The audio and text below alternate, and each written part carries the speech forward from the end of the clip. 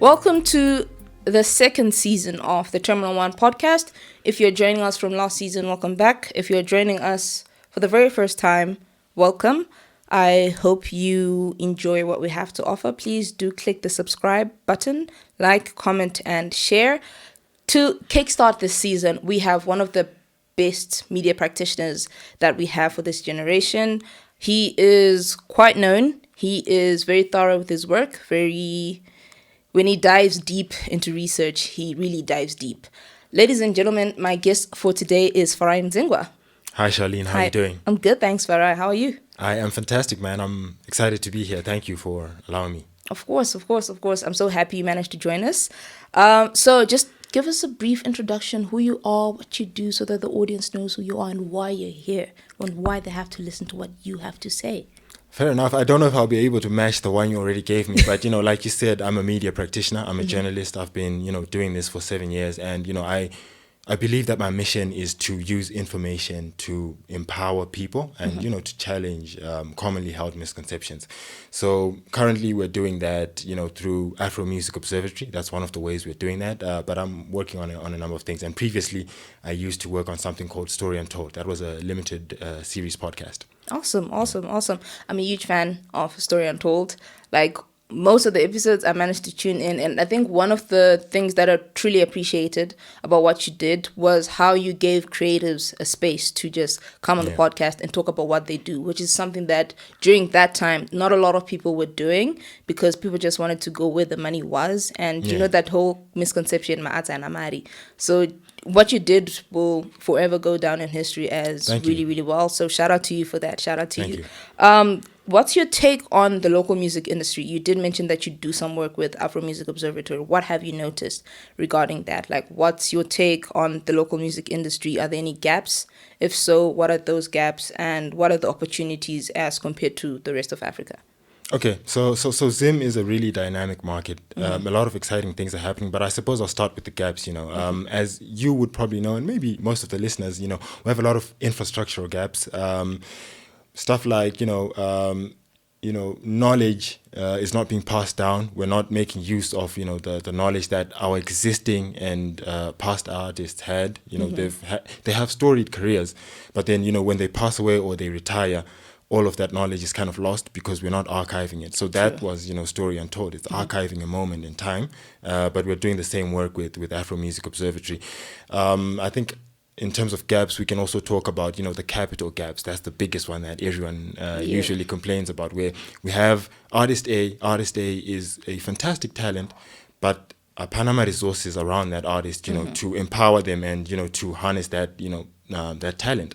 And that's a big gap that's currently plaguing our market. And then I think maybe another thing to talk about is how competitive music is becoming, because the internet has done great things for musicians and allowed more of them to come online and share their art, but it also means there's so much of it, right? So you have to do like a lot more to stand out from your peers who are musicians. So those are some of the gaps. But in terms of opportunities, I think we have to really center it on the internet, because that's my core focus. That's where my work meets the music. But that's also, I think, the biggest opportunity for the musicians and even beyond. So the internet means you can access your audience directly nowadays. You don't have to lean on television broadcasters or radio, a producer being the one to take your song to the market. You can take it to the market yourself, or you can actually build a market using social media and all of these resources. So the internet is a big, I would say, is a big shifting point for these musicians. I think in terms of opportunities, the market itself, what I see in terms of audiences, I think they're more responsive to the music that's coming out. It feels to me, at least, like more people are showing up for shows and concerts than maybe 10, 15 years ago. That is true. That's what I kind of perceive. And then lastly, I think the ability to have your music scaling globally. You mentioned there's guys like Tyler. We were talking about Tyler before we started recording this. she's one of the biggest artists, not just in Africa, but in the world. world. And she's doing that from South Africa. Yeah. In the context of Zim, we have a guy like Night Freak. He's making some serious headwaves in the EDM space, and he's doing that all from Zim, And so those were not opportunities that used to be available to African artists or Zimbabwean artists, but now because of the internet, you can really scale. Really scale up, yeah. Which is interesting because I know back in the day we had our own Tyler version. What's her name? She sang "Everybody's Free." Man, I'm not tapped in like that. Rosalia, I think that's her name. Okay, yeah. Rosalia. Yeah, She grew up in Belvedere, if I'm not mistaken, and then she moved to the UK, and then she managed to make that record, and it blew up. Yeah. But she had to go to the UK. Like that was the process, that was right? the process. Or someone from there would be here and they hear it. It's like, so you had to be so lucky. Exactly. So like what you just said, the age of the internet right now, it's very easy to blow up, but it's also very easy to do something so drastic and you get cancelled and you will never be heard of. Yeah, it's also easy to drown in the noise Exactly. because so many of us are creating, right? Exactly. You're not just competing with musicians, you're competing with so many things. Exactly. That is so true. That is so true. Very interesting. So you recently started Afro Observatory, right? Can you tell us about what it is for the audience that actually doesn't know what it is? I'm tapped in, so I know, I'm woke. But for the listeners that actually don't know what it is, can you just give them a brief description of what you guys are about and what you do and the inspiration behind starting Afro Music Observatory? Okay. Afro Music Observatory, we're basically a research firm, that's using data and statistics, basically, to give musicians, the people around musicians, that's your A&R, your labels, your promoters, and sometimes marketing teams. We're trying to give them a strategic edge. So, we track a number of metrics and we look at the interesting stories that come from these metrics. Yeah. So I think what you've interfaced with is our newsletter, which is, one of like the marketing channels where we dive deep into some of the trends and insights from this data that we're, constantly working with. And we bring those insights to the market as just, interesting stories and so that you guys know we exist. But yeah, in a nutshell, we are a research firm, using data to empower musicians and, the people around musicians. Awesome. So, like what you said, you guys do research and it's tapped and usually channeled to help musicians and the people around them. For someone who works with artists, I have noticed, I think it's not the last thing you wrote, but it's probably maybe 2-3 articles back. You did some interesting insights on Kyla Black, right? And when I was reading that, I had Tyler in comparison, right? Kyla Black is very talented. She's actually one of the participants for Music Connect Africa, so that's pretty cool as well. Fair but enough. She's very talented, and she also has social media capital, right? A lot of it. A lot of it. Kyla is incredibly intentional with her socials. If you go on her socials, yes, she's a hand. She's very, with the fashion. She's got like the aura. She's got the aura and everything. But she can be a model. But if you go on her page, you actually know what she's about. She's a musician. She's very intentional about that. With some musicians, there's a bit of a disconnect, I suppose. They haven't really figured it out. And they also shy away from posting on social media because some people think that it's very vain and they're very vulnerable to put themselves out there. But like you said, in the day and age that we're in the age of the internet. All of us kind of have to do that, right? Exactly. I'm here talking to you because exactly. And we're going to be people on the internet. You guys tap in, subscribe. We'll put the link below. But yeah, you actually have to put yourself out there because for someone like her, like you said, she stays in Zim. But her music has taken her to Nigeria and different places because she puts her music on social media and she'll post reels. I think every other week there's a reel that she's posting, whether she's doing a remix for some old Zimbabwean songs or she's just dropping a snippet, but she's doing something which is very intentional, which is what I think a lot of musicians should try to observe and do. If you're listening or if you've come this far, please do tap into Afro Music Observatory. They have some very interesting insights regarding social media stats and everything. And I think I'm going to go to the next question because it has to do with social media. You recently posted very interesting some stats about some of the biggest artists that we have in Zim. And you did receive, some criticism, feedback from various people from different backgrounds. And yes, in as much as we're all creatives. We're all going to receive criticism and backlash. But I did notice that someone did mention how JP has social media capital. He's active. He's very active on social media. He's constantly posting. He's constantly creating dance moves for people to to engage too. with, and skits as well. Whereas Winky is really on social media. Music and he goes away. If he's posting something, he's posting the link to his YouTube, or he's posting that there's a new song that's out, and that's it. Which is kind of like the whole Drake and Kendrick thing. Kendrick will go on Twitter and he'll post Luther video. That's it. And he's gone. Drake is doing like a whole rollout plan and everything, but that doesn't translate to maybe up and coming artists. Yeah. Winky already has a name for himself, and I'm one of those people, so I'm not even going to say a fan base. He's got followers. Yep. A whole cult behind him, right? So whenever Winky drops, we're dropping everything we're doing to just... We're listening, right? Whereas JP he knows that he has to engage with the market, he has to do with the trends and everything.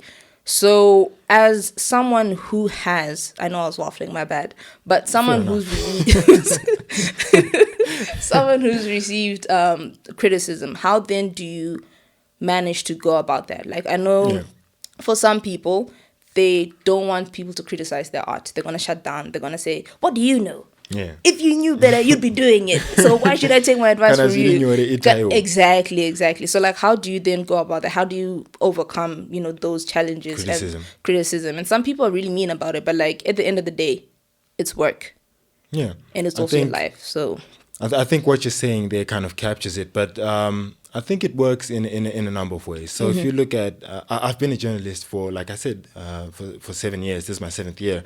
So being that I'm a journalist, I put out information into the world every day, and I know that not everyone is going to receive it, positively, or not everyone is going to be singing my praises.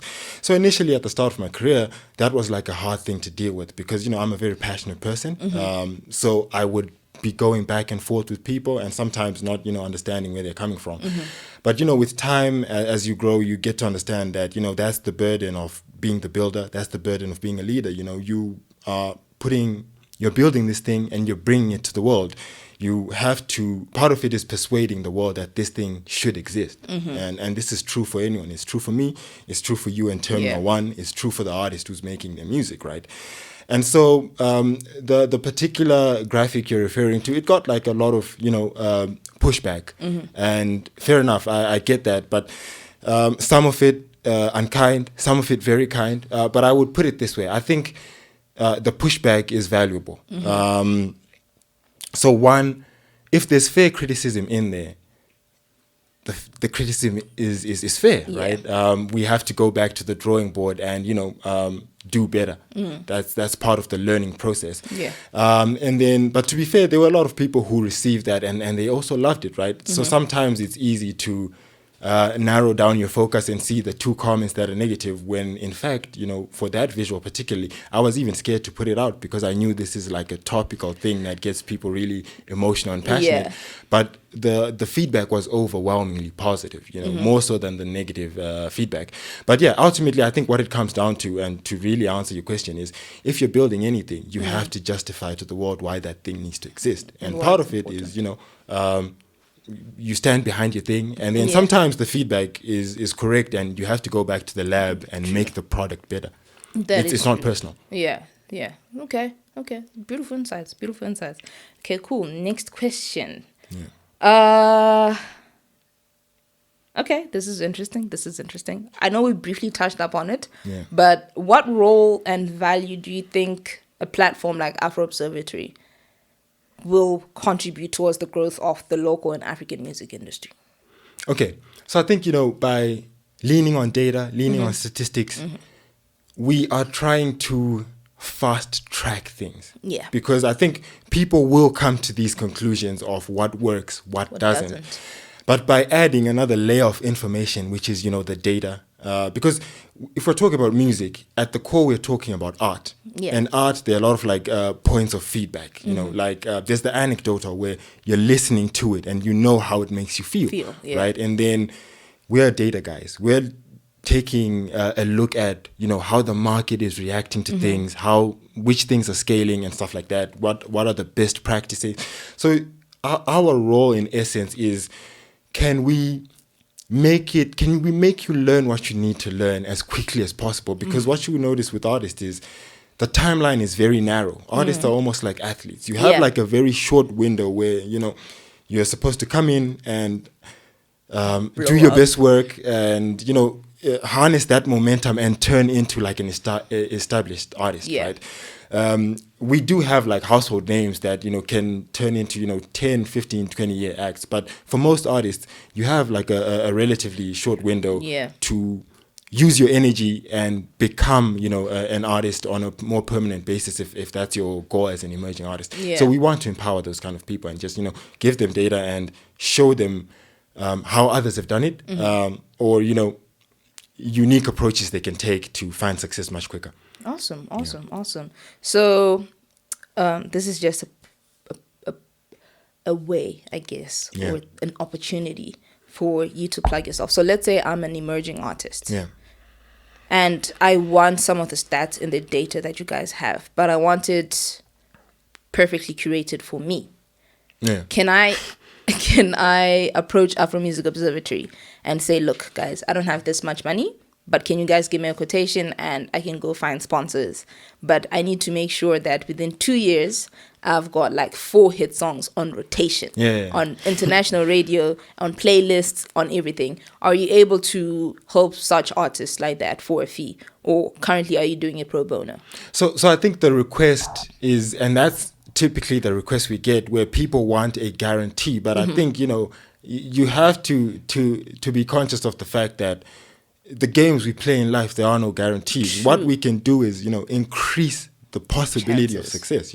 So if we're saying an emerging artist comes to us and they have maybe, let's say, a 5% chance of success, we want to give them information. So like you're saying, they request like, data that's curated to them, or maybe their genre, or maybe, their contemporaries around like their age range or stuff like that. We can make like a bespoke data set for them. We can make a bespoke data set for them and deliver it to them. And then along with that, we can give them, some tips and strategy guidance of things they can do to scale. But, it's never, you're going to get 4 hit songs guaranteed. Just like that. It doesn't work like that. But at least the knowledge that they'll gain from that, it will actually help them. It can help you scale. Create and scale up. Okay, fantastic. So from running Afro Observatory, what are some of the interesting insights or trends that you've noticed that some artists are implementing and some artists or some management teams have failed to pick up on, and as a result, they are sort of like lagging behind their counterparts? Yeah, fair enough. So you previously referenced, the graphic that caused controversy, right? We call that tool the local influence index tool, and we use it to measure a bunch of metrics for an artist. And so in the case that caused the controversy, it was a Jarprez and Winky D comparison. That's like the worst case scenario for that sort of tool. What that tool actually is meant to do is to profile emerging and developing artists, like you're saying, and we quickly and easily pick up, their strengths and weaknesses from that sort of tool. But in terms of like highlighting some of the things that management teams might miss or artists might miss that we then pick up on, we have a lot of bespoke data. We have something called the Staying Power Index, where we're tracking, that's your YouTube country playlist for all the markets that we're in, Apple Music country playlists, and we track which songs are sticky, right? Which songs stay in these charts across a long period. Not necessarily how high they peak, but their ability to continuously engage audiences over a long period of time. So we found that when we present this information to people, it tends to be novel information. A lot of them aren't tracking on that level. And like I said, the local influence index tool as well, sometimes artists in management are conscious of the strides they're making maybe in one domain of that artist's, let's say, portfolio or brand, and then they're missing out maybe some of the other things they're missing. That could be an artist doing incredibly fantastic on Instagram, but their YouTube isn't as great.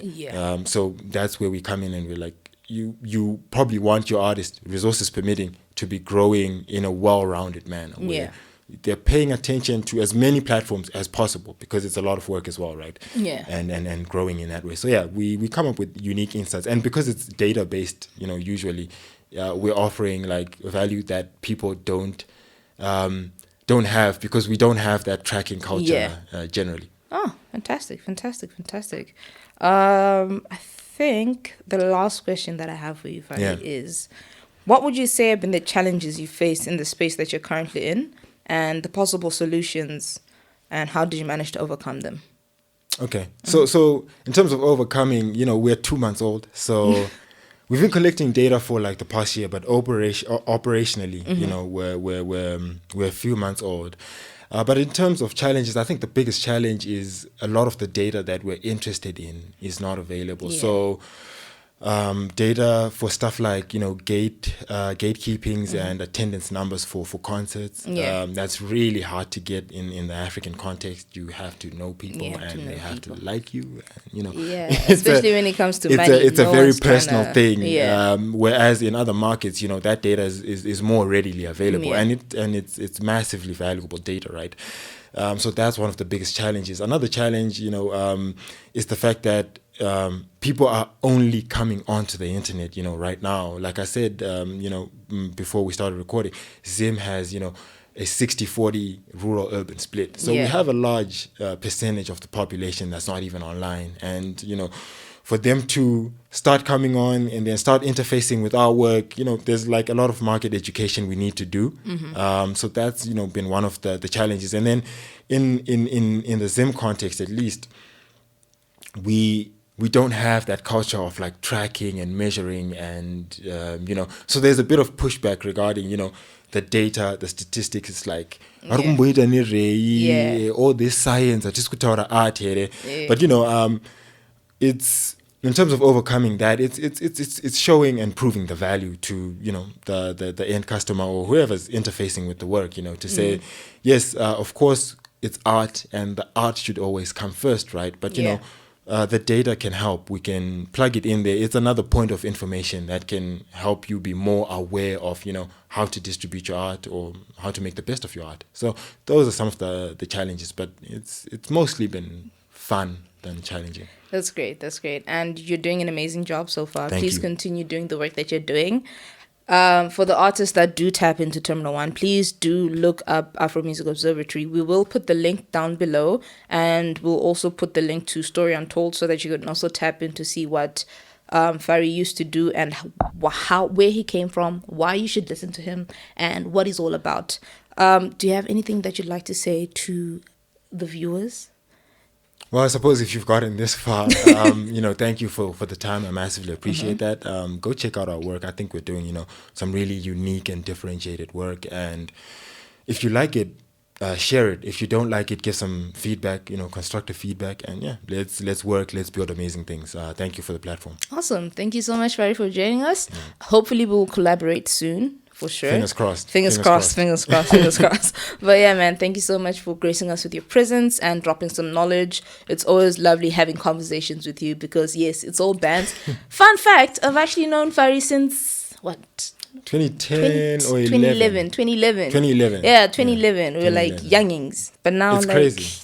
Imagine, right? But yeah, thank you so much for tuning in, guys. Thank you so much for joining us, Farai. Please do stay tuned for the next episode. Like, comment, share, subscribe. Peace.